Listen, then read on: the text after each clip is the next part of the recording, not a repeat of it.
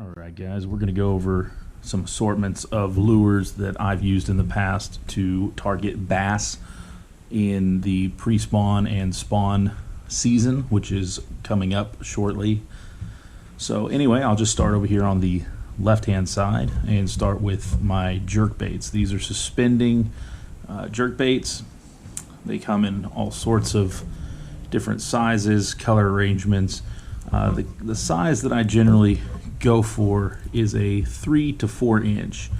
So these big ones like this, that is a bit overkill for a lot of the bass that we have in our local area here in Southeast Texas. Unless you're up there at, say, Rayburn or Toledo Bend, then those can be useful. But this size right here seems to work pretty well. This is a gold color 6 cents. I like the KVDs in the sexy shad color. Those work really well. And a lot of times with these that have the 3 trebles, I'll take this middle treble off because I don't really see much of a benefit as far as hookup ratio, stuff like that. But these are going to be suspending baits, usually in the 3 to 5 foot range. So you'll twitch them, or you can do a steady retrieve, but you'll twitch them and then let them pause in the water. As they pause, a lot of times you'll get a reaction strike because it looks like a wounded fish, and when it stops, that's when the bass will hit it. This works really well over grass beds, or if you are in clear enough water to sight fish, you can throw this, twitch it a few times, and stop it directly above the beds of the bass. That works really well. You've got your swim baits. These come in, as I'm sure most people know, a variety of colors, sizes. This, I believe, is a 4 inch. It's weighted, so this is just throw it on and go. I do use these up at Rayburn sometimes for targeting some of my bigger fish. I'll usually try and run these.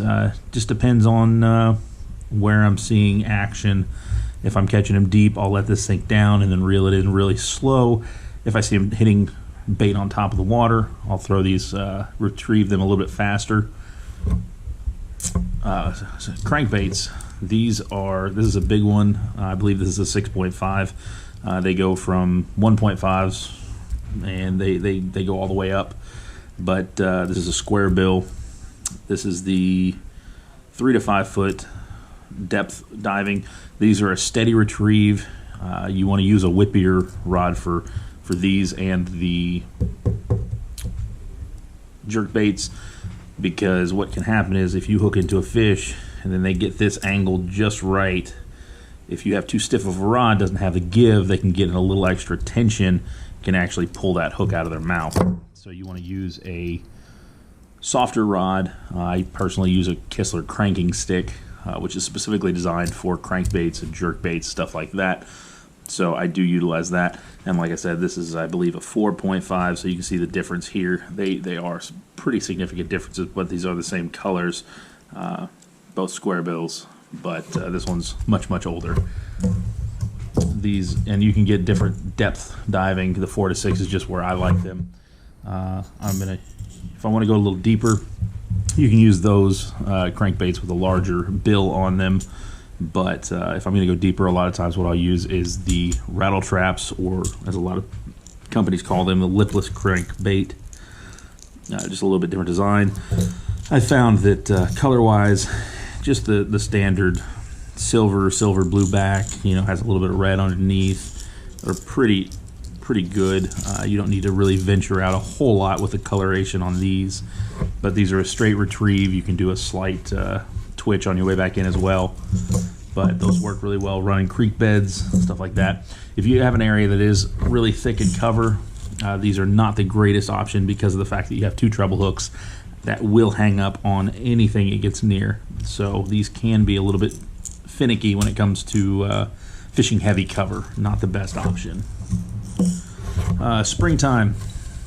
I've got a couple of spinner baits here. Just have the different blade styles. This is a willow blade. This is a teardrop. These come in all sorts of colors, sizes. These are 1/4 ounce. Usually what I'll do is I like a 1/4 ounce, but coloration wise, you usually want a dark and a light. I'll usually keep one of each. There's hundreds of variations, but you don't need to get super crazy with it. You can do white or black with yellow, black, just something variant of that. But having, like I said, the dark and the light, sometimes that can make all the difference in the world, is just switching from one to the other. One of the most fun methods for bass fishing is definitely going to be top water. This is a good search and seek bait. This is a buzz bait. This is a cast it out, make long sweeping casts, and you can run this on. It runs on top of the water. This spins and makes a lot of commotion. Colors, you can change out the color of the skirts however you see fit. This, I believe, is a bluegill. As you can see, the skirt comes off pretty easily. You just got to get it up on there. All right. But these are a lot of fun because you'll get a lot of reaction bites as you might come over a grass patch or run it in between some hydrilla or lily pads. The bass will hit these a lot of times on a reaction. Same kind of deal with this. This is a tiny torpedo, has a little blade right there that helps cause commotion. This will be more of a pump reel. So as you pull, this will spin in the water. And depending on the water temperature, might depend on how fast you want to work this. Sometimes you might want to do a pop and then pause for 3 or 4 seconds and then do the same thing and then go 1 and then pause. So you can kind of vary your retrieve. But whenever you are bass fishing, one thing you'll want to try to pay attention to is what kind of cover you're in or near, what depth of water, what is the water temperature. You want to try and look at all the factors as you go to try and replicate a strike in other areas that are similar. All right, this is just a popper. The cupped face here will displace the water as you pull it, so you need to do a quick jerk with the rod, and it will, like I said, displace the water by cupping it and throwing it out. These are really good. I prefer mostly bone color for my poppers and my Spook Juniors. That just seems to be what works for me personally. There are a lot of color options out there, along with different sizes and stuff like that. Spook Junior, by far probably one of my favorite top waters, just because I've had phenomenal luck in the past with them, produced a lot of fish. You're going to utilize the walk the dog method with this. That is going to be, as you twitch down, keep your rod tip low. As you twitch the rod, then you reel, twitch, reel, twitch, reel. And what that will do is it'll cause it to dart back and forth in the water as you're bringing it in. So it is a very good lure to have that works very well. A lot of people really like these guys. These are just the frogs. These are great for heavily covered areas such as lily pads, or if you have some downed trees or anything like that, you can get these worked through there pretty well because they do float the top up and the hooks are up at the top here. So as you can see, as long as it's staying upright, you can have fairly weedless application if it's on top. But you can work this on top of hydrilla, submerged trees. Lily pads is one of the main areas, but you just work this across the top of the water through the cover that you'll see. And when the bass hit these guys, what will happen is they'll come up here and they'll bite right here, and then that exposes the hook tips, and then you'll want to set the hook. But you've got to let them take it. You cannot set the hook on these immediately. You will miss 9 out of 10 times. So rule of thumb for me, what I do is I do the 3 count. Once I see the strike, count 1, 2, 3, and then I'll set the hook. That can be really hard depending on if it's, what kind of a blow up it is. If it catches you off guard, initial reaction is just to set the hook.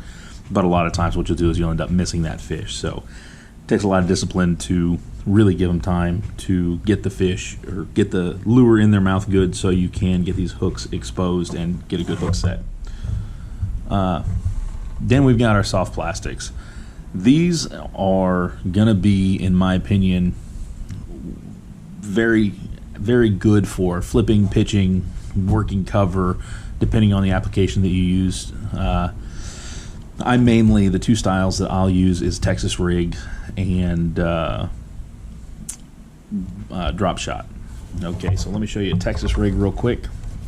All right, Texas Rig is just right here. I've got my line, I've got a bullet weight. I utilize anywhere from 8 to a 1/4 ounce bullet weight. So you'll put that on there, and then you'll tie your hook on. Usually just use a standard cinch knot. Seems to hold just fine. But then I have right here, I have a 6-inch Zoom Lizard black chartreuse tail. One of my favorite go-tos, as well as a June Bug chartreuse tail. In Sabine and stuff like that, I have found that this works. These two particular colors work very well. So to put your lure or soft plastic on your hook Texas rig, you bring it straight up and down, bring it in at a 45-degree angle through the tip of the lure, like so. You'll then bring it and twist it around all the way up to this elbow of the hook, put it up at the top. Then you take the hook tip, bring a little extra back, and then bury the hook tip back inside your lure. This makes it to where it's weedless, so when the fish does bite it, you have to set the hook good, because what you're going to have to do is you're going to have to punch this tip of the hook back out of the lure.